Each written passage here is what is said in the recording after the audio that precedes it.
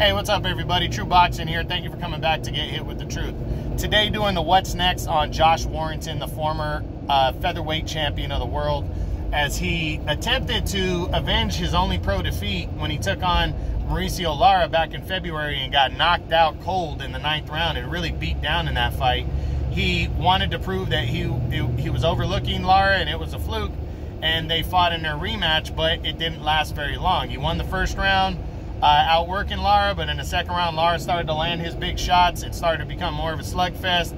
I gave Lara the edge in the second round, but a cut opened up over Lara's eye because of headbutts by Warrington, and the fight was stopped. It was a bad cut. The fight was stopped, declared a no contest, and we did not get a winner. So now what I've heard since, well, what's next for Josh Warrington?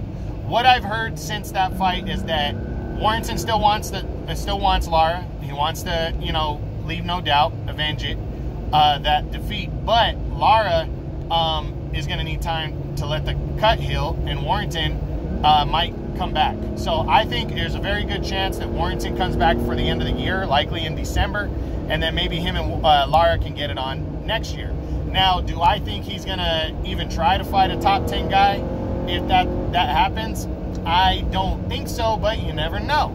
But considering not top rank, considering he's with DAZN and Eddie Hearn, I don't see him going out of his way risking too much. But let's run through the top 10 anyways and see what's up. Right now, I got Lara at number 1 because Gary Russell has dropped out of the top 10. So I got Mauricio Lara at number 1 at featherweight right now.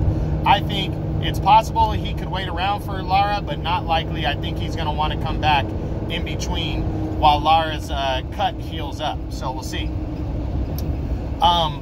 Number 2 right now for me is Kid Galahad, the IBF featherweight champion.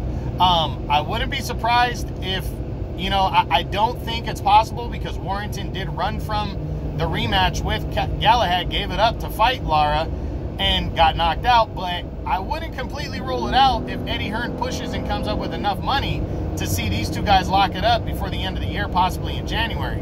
That though is just me coming up saying, hey, it would make sense, but I really don't think Warrington wants the rematch. He really didn't want the rematch since their first fight, and I really don't think he wants the rematch now, even if the title that he once held is up for grabs, at least until he were to come back and beat Lara and build the fight up a little bit more. But hey, you never know in boxing, especially when promoters and fighters do not have much more options, and it's a domestic fight.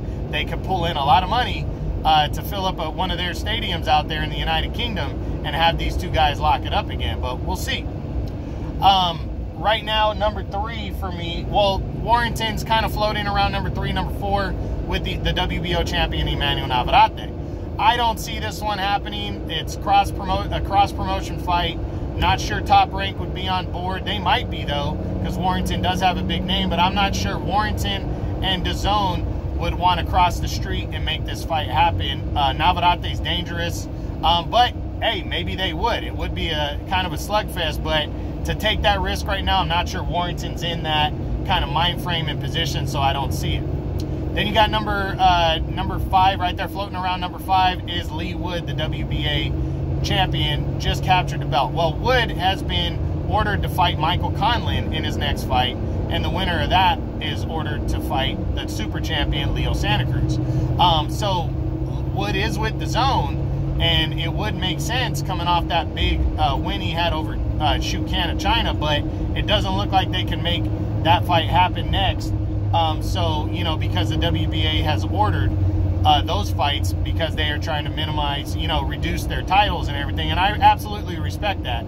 But it would be a big domestic fight, so, and I think Lee Wood is going to fight Michael Conlon because a Leo Santa Cruz fight is big, and if Leo Santa Cruz passes on that, then Lee Wood is the legitimate WBA champion, and the Michael Conlon fight is also a domestic fight and a big fight as well. So, doesn't look like that fight coming anytime soon. Next up, Shu Can of China. Now, this fight was a fight that was a possibility before, and both these guys are coming off of losses. Shu Can's not a big puncher. He just throws a lot of punches. So I wouldn't be surprised. But Shu Can got his ass whipped in August. Really got his ass whipped Warrington has already bounced back from his ass whipping. So if Warrington's coming back in between the Lara fight, I don't think Shu Kan would want to come back after taking the beating that he took against Lee Wood. So I don't see it. Then you got Tuxko Nyambayar. He's coming off of a loss to Chris Colbert earlier this year. I believe that was in June or July. He took the fight on short notice at 130 pounds. He's going to probably come back down to 126, but he's a big puncher and he's a PBC guy, so not seeing it.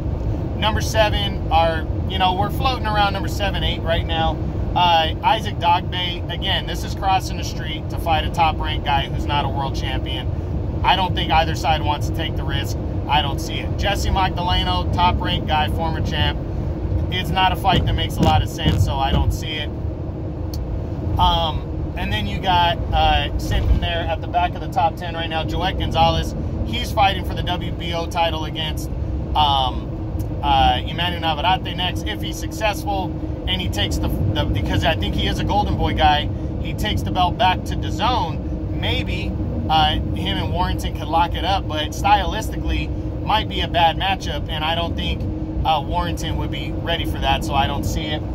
And then Eduardo Ramirez, I don't see that one either. Ramirez is in line at some point to fight for the WBC title. He's right there, one of the top 2 contenders, so I really don't see, and he's a PBC guy, I don't see him and Warrington locking it up. So right now, Warrington, if he were to take a top 10 guy, I'd be surprised. If he did take a top 10 guy, it's, you know, it's the 3rd fight with Lara, possibly a title fight with a rematch with Kit Galahad, even though I don't see that one. You know, it's just, it's not likely he takes a top 10 guy next if he's not fighting Mauricio Lara next.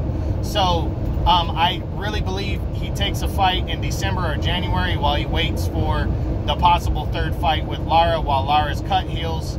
And that's what I think is going to happen next for the former featherweight champ, Josh Warrington. So that's it. I hope you guys enjoyed it. True Boxing, you've been hit with the truth.